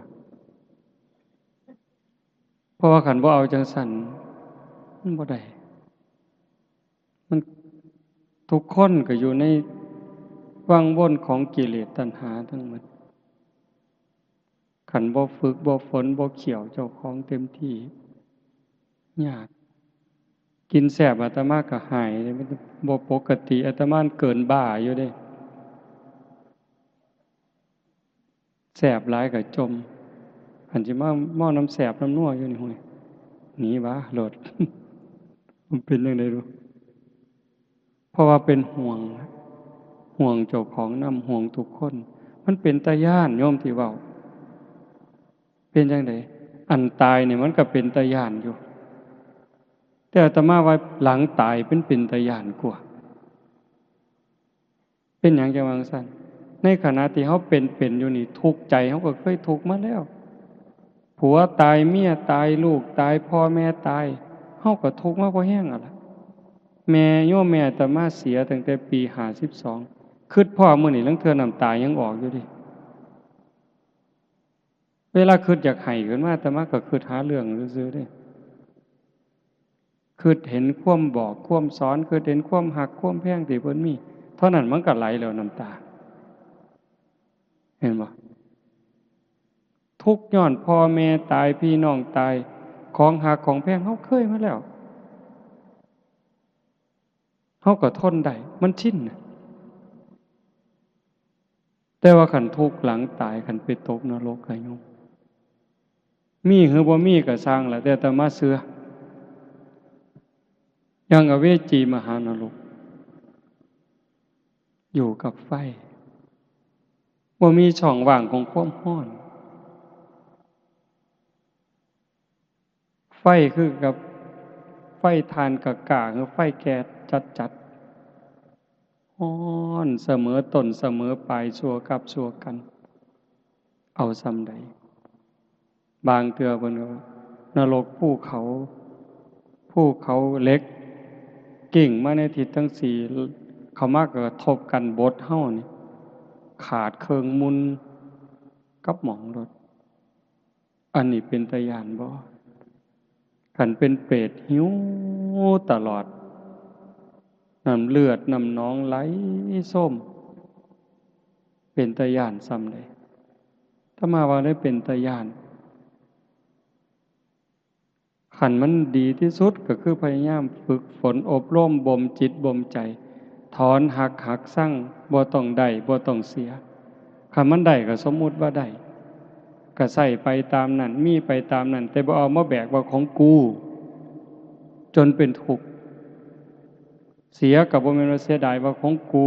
จนต้องเป็นทุกข์ต้องนำเอาคืนต้องตามยื้อต้องแย่งต้องฟ้องลงฟ้องศาลให้ได้กลับคืนมาก็บ่ให้มันเป็นถึงขนาดนั้นขันปล่อยได้ว่างได้จิตใจว่าเป็นทุกข์นั่นคือใจลอยเด้ใจลอยขึ้นสูงขึ้นจากอำนาจของกิเลสตัณหาการทำบุญนี่เป็นพื้นฐานเฮาสวดอยู่ประจำดอกสัพพปาปัสสะอาการนังการไม่ทำบาปทั้งปวงนี่เบื้องต้นเลยเว้นจากการเฮ็ดบาปเพราะว่าบาปมันเฮ็ดให้เกิดทุกข์ก่อทุกข์ก่อโทษก่อความเดือดร้อนให้ตนเองและผู้อื่นบาปเนี่ยบาปคือความทุกข์ความเดือดร้อนทั้งตนเองและผู้อื่นกุศลสูปสัมปทาการทำกุศลให้ถึงพร้อมเฮ็ดบุญเฮ็ดกุศลให้มันหลายขึ้นมากขึ้นบุญเฮ็ดให้เกิดความสุขความสำบายใจทั้งตนเองและผู้อื่นนี่ก็คือภาพจังซี่ผู้ใดมาเห็นกันคนดีมีสัมมาทิฏฐิอดบ่ได้ดอกสิอ่อนซ่อนน้ำภูมิใจน้ำดีใจน้ำอดบ่ได้ฮอดเทวดาพุ่นแต่ว่ามันบ่ทันปลอดภัยทีละอย่างว่าเอลกาปัตตนาก็ตามพระนางมลิกาก็ตามเห็นบ่เพราะว่าจิตมันยังแวบๆๆๆรักษาบ่ได้บัดยามใกล้สิใจขาดแทนที่มันสิเอาบุญเฮ็ดบุญบักหลายทอฟ้าเนี่ยมันไปคิดเห็นบาปทอเข็มไปแล้วดิใส่บาปก่อนดิคำสอนของพระศาสนาจังเป็นสิ่งอัศจรรย์เป็นสิ่งประเสริฐสูงสุดสัจจิตตปริโยทปนังการชำระจิตของตนให้ขาวรอบชำระใจขัดสีใจให้เฮาของจิตของใจเฮานี่ให้มันสะอาดบริสุทธิ์สะอาดจากหักสะอาดจากสั่งสะอาดจากโกรธ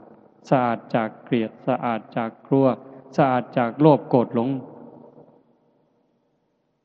เฮ็ดได้ง่ายบ่ง่ายคันมันง่ายกับบรรลุธรรมกันหมดแล้ว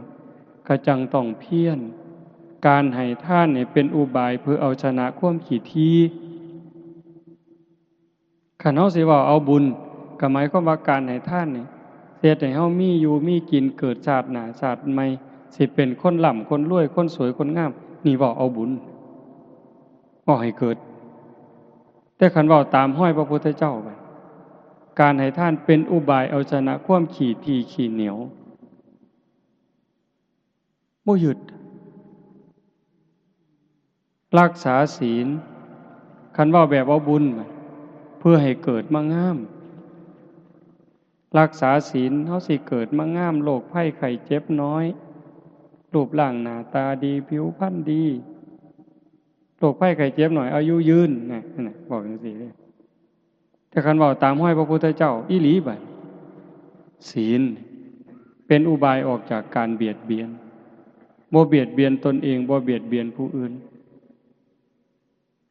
คันบ่เบียดเบียนมันก็บ่มีบาปมันก็บ่มีโทษบ่มีเวรบ่มีภัยมันก็สะอาดไปเรื่อยศีลเป็นเครื่องชำระบุญเป็นเครื่องชำระศีลก็เป็นเครื่องชำระศีลก็เป็นอาภรณ์เห็นบ่ล่ะการเจริญภาวนาคันเว้าแบบเอาบุญเจริญภาวนาเฮ็ดให้เฮาฉลาดก็แม่นอีหลีเบิดเกิดชาติหน้าพบใหม่ฉันใดก็สิเป็นคนมีสติมีปัญญาเฉลียวฉลาดอันนี้เว้าแบบเอาบุญแต่คันเว้าตามพระพุทธเจ้าการเจริญภาวนาเป็นอุบายเอาชนะความหลงความงมง่ายเพราะว่าการเจริญภาวนาเฮ็ดให้เกิดสติเกิดปัญญาฉลาดก็จริงแต่คันลึกไปกว่านั้นมันประหารกิเลสได้เกิดปัญญาจนสามารถเอาชนะกิเลสได้งานบุญอุทิศบุญอัฏฐะในมื้อนี้เฮาบวชลูกบวชหลานนำแล้วขบวนการทำนี่ล่ะมันมีครบสิเอาแบบบุญก็ได้เอาแบบพระพุทธเจ้าก็ได้ท่านเพื่อให้ร่ำให้รวยอุทิศถึงพ่อแม่ก็บ่ผิดขันคักไปกว่านั้นท่านเพื่อเอาชนะความขี้ทีคนขี้ทีมันท่านบ่ได้ขันแม่นท่านก็หวังหลายกว่าเก่าท่านหาบาทอยากถือเลขรางวัลที่1พูนปวงบ่บัดนี้เจ้าว่าท่าน10 บาทท่าน100 บาทก็ฟังแต่เขาสิอ่านชื่อคันเขาบ่อ่านชื่อก็นอนบ่หลับยามมื้อเช้าไปถามผู้ใหญ่บ้านเป็นหยังบ่อ่านชื่อข่อยเพิ่นว่าบ่แม่นแต่โยมเด้อาตมาก็เป็นโง่ๆยังว่าเป็นตาบักกอกเขกคือหยังนี่ทำบุญจังซี่คันเขาบ่เว้าชื่อถึงเจ้าของมันคือบ่ว่าเพิ่นยังว่าอยู่บัดเขาอ่านให้อาจารย์นาวีบริจาค5 บาทสิซื่นๆขึ้นมาจักหน่อยย่างออกจากหม่องก็คือสิคือๆมึงติล่ะมันอยู่ในนี่โยมกิเลสนี่มันอยู่ในนี่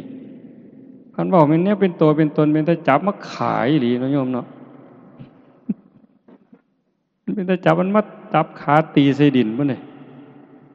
มันบ่แม่นมีแต่มันจับขาเฮาตีใส่ดินพาเฮาเกิดพาเฮาตายพาเฮาตกนรกมกใหม่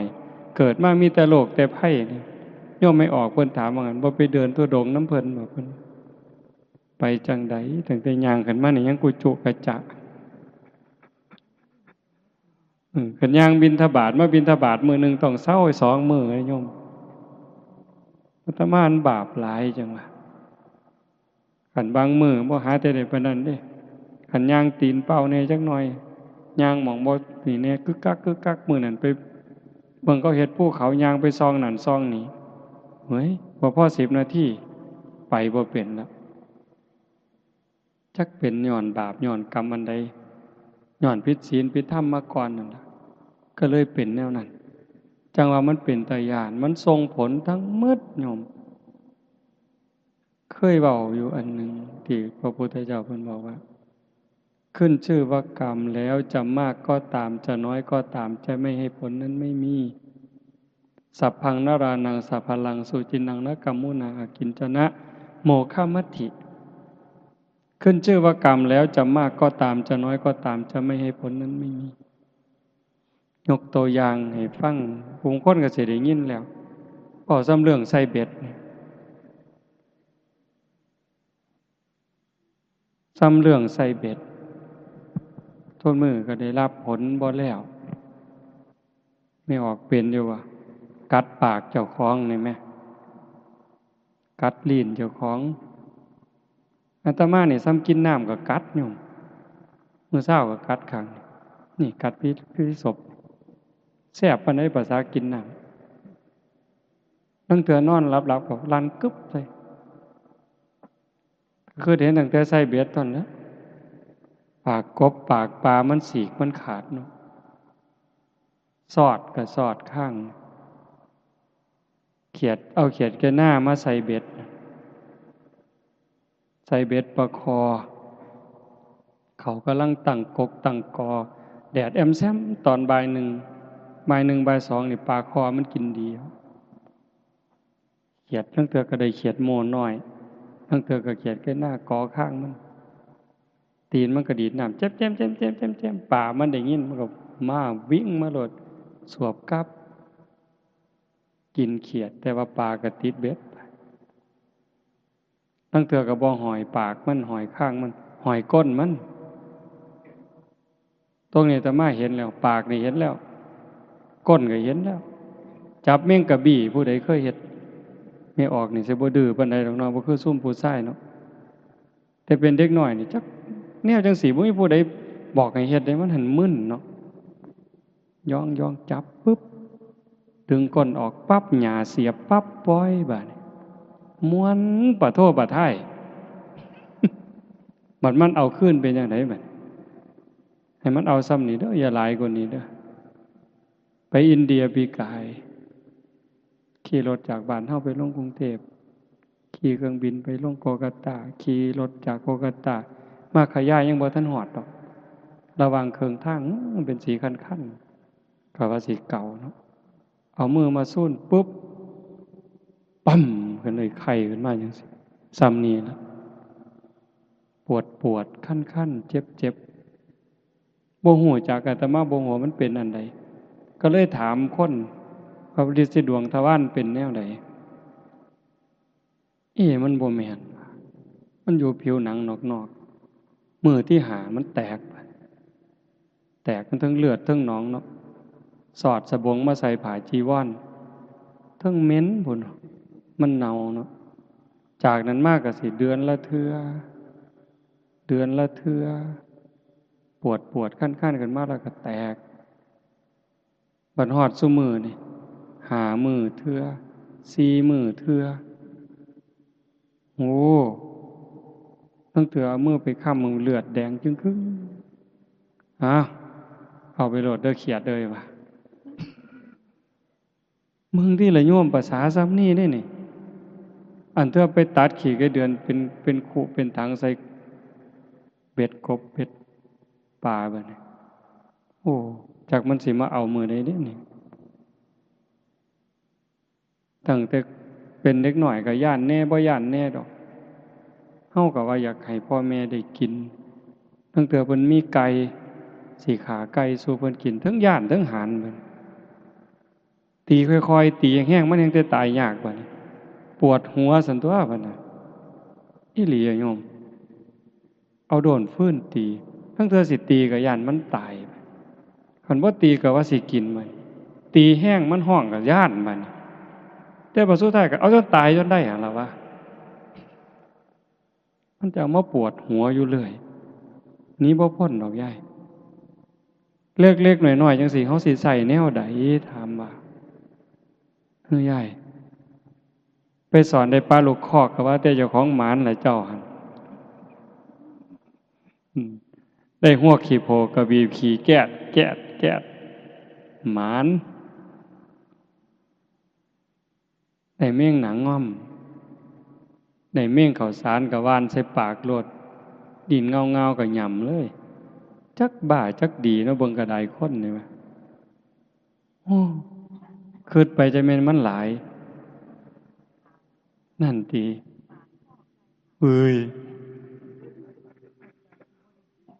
นั่นติล่ะเป็นตารู้ตนเฮาก็อ้างว่าบ่คันบ่เฮ็ดก็บ่ได้กินก็แม่นอีหลีบัดไล่ตั๊กแตนคืออาจารย์เพิ่นว่าว่าหั่นตั้งแต่เป็นเด็กน้อยเลี้ยงงัวไล่ตั๊กแตนมาหักปีกทะลกกันดีดปีกมันแล้วหักขามันแล้วเอาไปกี้กินแล้วก็แล้วบ่เอามาโยนเล่นเบิ่งติล่ะเบิ่งความบ่ฮู้ทิพย์มาโยนน่ะตีกบเอาของกันนั่นแหมสุดท้ายก็ไปกี้กินนำกันแล้วมาเล่นเฮ็ดหยังจังวะโยนไปแต่ละเทื่อมันสิแค้นหน่อยบ่เจ้าว่าไปอูดแม่งกินนู่นมานี่เอาติ หุยสิเฮ็ดจังไหนไม่ออกสิใส่แนวใดนั่งสมาธิคักๆได้นั่นล่ะจังว่ามันเป็นตาย้านจังว่าพ่อลดก็ลดพระพุทธเจ้าเพิ่นว่าเฮ็ดบาปนั่นให้เฮ็ดน้อยๆลงมันจำเป็นอยู่บ้านนอกเฮาแฮงทุกข์แฮงยากคันบ่ฆ่าก็บ่ได้กินบ่เฮ็ดก็บ่ได้กินแต่ว่าก็ต้องรู้เสมอได้ว่าเฮ็ดทุกเทื่อบาปทุกเทื่อเพิ่นบ่ได้ว่าโอ้ยเจ้าจำเป็นดอกน้อยมมาบาลเพิ่นบ่วาจังซี่เจ้าจำเป็นน้อจังฆ่ากันบ่ฆ่าก็บ่ได้กินคันซั่นเจ้าบ่ต้องบาปดอกบ่ว่าอืมเอาคือเขาแต่ว่าฝ่าวใส่หนีกรรมใส่หนีเวรเขาโดยการให้ทานนี่ก็อุทิศให้เขารักษาศีลก็อุทิศให้เขาการเจริญภาวนานี่สำคัญที่สุดจังว่ามันเป็นขันธ์ให้ทานก็ซ้ำหนึ่งรักษาศีลก็ซ้ำหนึ่งเฮ็ดสมาธิให้จิตสงบนี่ก็ได้ระดับหนึ่งแต่ขันธาวิปัสสนาเห็นการเกิดดับพิจารณาการเกิดดับมันได้เร็วอันนี้จริงบ่จริงเชื่อบ่เชื่อก็บ่เป็นหยังอาตมาได้ยินครูบาอาจารย์เพิ่นเว้าเพียงแค่เฮานั่งสมาธิได้โยมหายใจเข้าหูจักว่าเฮาหายใจเข้าหายใจออกเห็นลมหายใจออกชัดเจนเทื่อนึงใส่หนีกรรมได้6ชาติดับภพดับชาติได้6ชาติดีบ่ขันยุบหนอพองหนอเห็นท้องพองพองหนอชัดเจนยุบหนอชัดเจนรอบหนึ่งตัดภพตัดชาติไปได้6ชาติเฮ็ดดูเท่าใดเฮงแต่หน่อยลงเท่านั้นบาปยิ่งหน่อยลงเท่านั้นหมดไปหลายเท่านั้นเพิ่นฟังถูกเพิ่นเฮ็ดถูกคือองคุลิมานขาคน999อันนี้จักหน่อยจักหลายอันเพิ่นว่าเท่าที่นับได้นี่เท่าที่แขนพวงมาลัยไว้ได้นี่ก่อนนั้นนับบ่ถ้วนฟังถูกเฮ็ดถูกตามคำสอนพระพุทธเจ้าคันตามธรรมดาสิได้อีหยังมีแต่นรกอย่างเดียวเท่านั้นตัวแต่นั่นฟังถูกวางจิตถูกเฮ็ดตามถูกได้เป็นพระอรหันต์มื้อนี้ญาติโยมเฮาคือกันคันเฮ็ดถูกเฮ็ดแม่นฟังให้เข้าใจสังเกตเวลาเฮาประพฤติปฏิบัติเฮ็ดให้มันเป็นอย่าเฮ็ดให้มันคืออาตมาบอกโยมอยู่วัดแนวนี้นี่อย่าเฮ็ดให้มันคือนี่คือเพิ่นเฮ็ดให้มันคือเพิ่นแต่เจ้าของบ่เข้าใจมันบ่เป็นประโยชน์เฮ็ดหยังทำหยังให้มันเกิดจากความเข้าใจบ่คือผู้ใดก็สร้างมันเถาะแต่มันเกิดจากความเข้าใจเป็นเหตุเป็นผลน่ะมันสิเป็นประโยชน์สำหรับการซอยเหลือจิตวิญญาณเจ้าของนี่เรื่องจังซี่ให้ญาติโยมได้ทบทวนอาตมาเว้ามาทั้งหมดเนี่ยบ่ได้เว้าเรื่องบุญแจกข้าวเพราะว่าอาจารย์เพิ่นเว้าไปแล้วก็สิองค์ต่อๆไปก็สิมาเว้าผู้ละเล็กผู้ละน้อยเพื่อทำความเข้าใจยิ่งขึ้นแต่มาเลยบ่เว้าในมุมนี้ให้เห็นว่าชีวิตเฮานี่เป็นผู้ที่น่ารู้ตนที่สุดน่าห่วงใยที่สุดทั้งที่เฮาโชคดีเราได้เกิดเป็นมนุษย์พบพระพุทธศาสนาแต่คันเฮาถือเอาประโยชน์บ่ได้ประโยชน์ในที่นี้หมายความว่าอย่างน้อยๆคือปิดประตูอบายบ่ไปตกนรกอีกแล้วบ่เป็นเปรตอีกแล้วบ่เป็นอสุรกายอีกแล้วบ่เป็นสัตว์เดรัจฉานอีกแล้วเฮ็ดจังได๋สิไปฮอดบนนั้นคันเฮาบ่เข้าใจละความโลภความโกรธความหลงบ่ได้มันก็บ่รอดวิธีที่รัดสั้นที่สุดสะดวกที่สุดก็คือพยายามทำหูความรู้สึกคือกับเจ้าของเป็นคนตายแล้วได้ก็บ่งึดเสียก็บ่งึดย่องก็บ่งึดเว้าพื้นก็บ่งึดข่อยตายแล้วนี่นะเฮ็ดจังได๋มันสิได้อาตมาก็เฮ็ดบ่ทันได้จังว่ามื้อนี้ มาส่วนญาติโยมทั้งเมืองมหาญาติโยมทุกคนที่มาฟังนำกันเฮ็ดไปพร้อมกันฝึกตายก่อนตายเป็นปริญญาสวนหมกปริญญาตายก่อนตายคันเฮ็ดได้เบาโยมบ่เครียดนำไผบ่สั่งนำไผบ่ม่วนนำไผมวนนำแต่ธรรมะมวนโดยบ่ต้องหัวบ่ต้องร้องเพลงบ่ต้องฟ้อนบ่ต้องหยังแต่มันมวนอยู่ทั้งในเบิกบานอยู่ทั้งในรู้สึกว่าเจ้าของปลอดภัยจากบาปจากอกุศลปลอดภัยจากทุกโทษที่ต้องได้รับจากการคิดผิดเว้าผิดทำผิดเพราะว่าทุกสิ่งทุกอย่างที่ออกจากปากเฮาจากใจเฮาจากการกระทำเฮา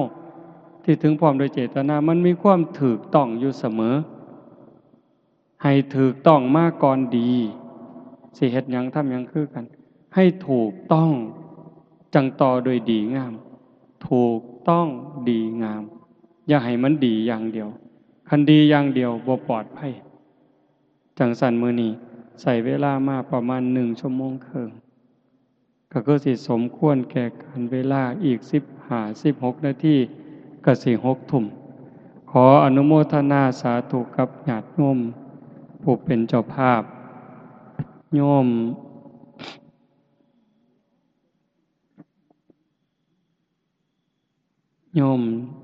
สงวนใจโยมละอองศรีใช่ปัญญาโยมสหัสชัยโยมสาวนีพันโยมนาภาพรจันใสโยมจำเริญโยมคำพันพิเคราะห์กิจโยมต้องพูนเบญจวรรณสีเชียงสาโยมชาติชายอุไลจันใสโยมจาติรัตน์ดวงรัตน์จันใสโยมสมบูรณ์สุปานีสีเชียงสาโยมสุรชัยลดาชัยปัญญาพร้อมทั้งลูกหลานญาติพี่น้องญาติโยมสุคนพิเศษนาคอยู่ไสบุนี่ออกเมื่อแล้วอธิปัตย์โยมที่ระวัดจันใสบวชจักมือบุนี่จักพรรษาก็เป็นตาลุโตนเป็นตาหนาเห็นใจมื้อนี้อยู่วัดกับผู้หนึงแต่กี้ว่าบ่เอาได้อาตมาว่าบ่เอาได้แต่ก่อนคันบ่บวชตลอดชีวิตนี้อย่ามาไก่บ่เอาดอกบัดเบิ่งไปเบิ่งมาบ่ได้บวชนำเฮาก็ไปบวชคือเก่าบวชบ่บวชเนาะเบิ่งแล้วเป็นตาลุโตนบัดไปบวชอยู่บางหม่องทำวัดก็บ่ได้ทำบ่ต้องถึงว่าวัดเช้าดอกวัดแลงก็บ่ทำจักอยู่จังได๋นั่งสมาธิมันสิได้นั่งบ่เดินจงกรมสิได้เดินบ่บวชแล้วก็หมู่ก็ไปเล่นน้ำนั่งถ่ายมอเตอร์ไซค์หมู่ก็ไปดีดกีตาร์จักหน่อยครูบาก็ขอดีดนำแหน่ หมู่มาเล่นน้ำก็เว้าเพื่อนผู้สาวให้ฟังโอ้ยเป็นตาลุตนก็เลยให้บวชมื้อนี้ก็มีมาเรื่อยๆผู้ละ7 มื้อผู้ละ9 มื้อ15 มื้อก็จักสิเฮ็ดจังไดโยมเอ้ยแก่บ่ตกแล้วล่ะคันบ่เฮ็ดก็บ่ได้ก็เป็นตาลุตนจักหน่อยก็สิว่าบวชมาบ่แห้งแล้วศาสนาพุทธก็บ่มีหยังดอกพากูกินตัวข้าวแลงเพิ่นสิว่าอีกห่วยก็เลยให้บวชจังซั่นบวชหน่อยก็ให้เพิ่นตั้งใจพ่อแม่ดีญาติพี่น้องดีมีครูบาอาจารย์ดีก็ย้ำเตือนกันเอาแนะนำกันเอาเด้ออนุโมทนาสาธุถ่ายที่สุดก็ขออาราธนาอ้างอิงอำนาจแห่งคุณพระศรีรัตนตรัยคุณของพระพุทธเจ้าพระธรรมพระสงฆ์และอำนาจแห่งบุญกุศลคุณงามความดีที่มีทั้งหมดทั้งมวลในสากลจักรวาลจงล้อมร่วมเป็นตบะเป็นเดชะเป็นพลวะปัจจัยเอื้ออำนวยหนุนส่งดวงจิตวิญญาณของโยมพ่อใหญ่คูณแม่ใหญ่พิมพาจันใสตลอดทั้งปู่ย่าตายายบิดามารดาสามีภรรยาญาติพี่น้องลูกเต้าเหล่าหลาน ตั้งแต่ชาติก่อนๆพบก่อนๆพ่อแม่ในอดีตปู่ย่าตายายในชาติก่อนพบก่อนในอดีตถ้าได้รับหูรับทราบประจงอนุโมทนาสาธุรับเอาหากบ่สามารถจะรับหูรับทราบได้ก็ขอฝากข่าวบุญข่าวกุศลที่ญาติโยมผู้เป็นเจ้าภาพพร้อมทั้งพี่น้องสุคนที่มาร่วมบุญในมื้อนี้ได้เฮ็ดได้สร้างได้ทำตั้งแต่การให้ทานไหว้พระรับศีลฟังเทศน์ฟังธรรมเจริญสมาธิภาวนาเหล่านี้ฝากไปกับเราเทพเทวดาพระนางธรณีภูมิญาณวิถีอันเป็นทิพย์จงนำข่าวบุญข่าวกุศลส่วนนี้ไปแจ้งแก่ดวงจิตวิญญาณโยมพ่อใหญ่คูนแม่ใหญ่พิมพาจันทร์ใสพร้อมทั้งญาติพี่น้องในอดีตชาติให้ได้รับหูรับทราบ